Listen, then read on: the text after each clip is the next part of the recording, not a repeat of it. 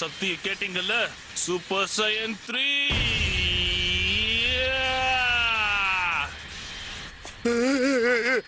ஓடிடு ஓடிடு.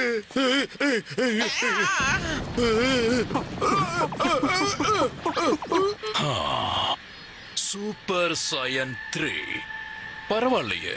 உன்னுடைய மொத 2 ஃபார்மோட ஒப்பிட்டு பார்த்தா இது ஓகே தான். எல்லா சக்தியும் அலாலையா வெளியே வந்துட்டு இருக்கு. அப்படின்னா காய் சொன்ன மாதிரி நீ ஒன்னும் தெரியாதவன்லாம் கிடையாது.